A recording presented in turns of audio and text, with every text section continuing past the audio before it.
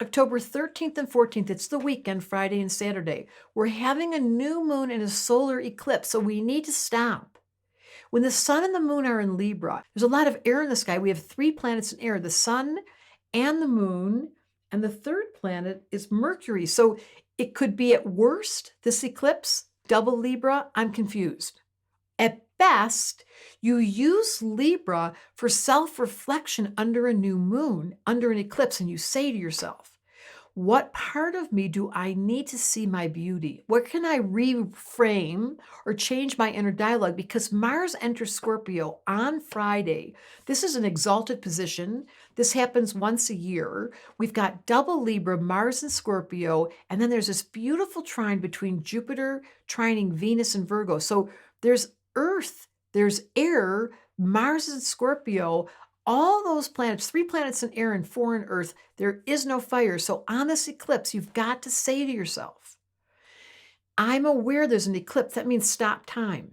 It's in the flavor of Libra. It's about beauty. It's about love. It's about self-love, although Libras are totally distracted by romantic idealization and having to have somebody around and wanting to make sure people like them. So let's stop it during the new moon and make this eclipse a prayer that says, help me to see myself.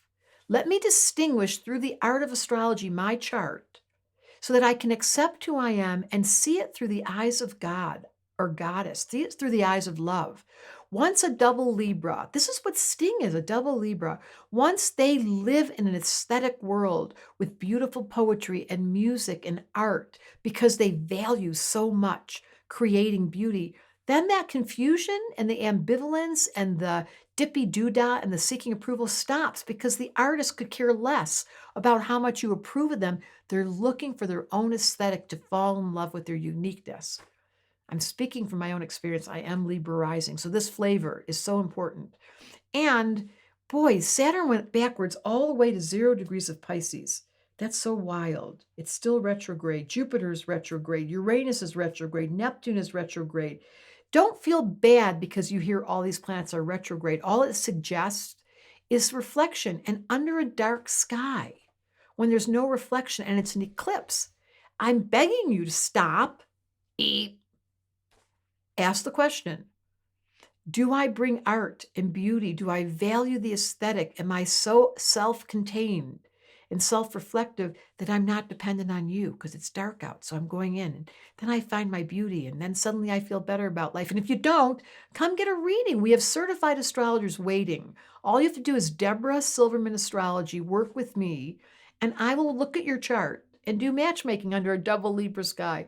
Matchmaker, matchmaker, find me a chart. That's what I do for a living, in case you're interested. Astrology Answers wanted me to tell you, don't leave yourself without being in love, not under this sky. If you're like me, you're ready for more, and I have really good news. I'm teaching again, and I want to help you discover your significant planet or the planets that are really influencing your psychology, because you have a purpose and a contract that you agreed to before you arrived here on this planet. And the quickest path that I found for figuring out your purpose is through studying first the planets.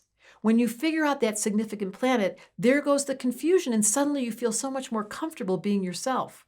Click the link in the description to learn more about the planets, my very best friends.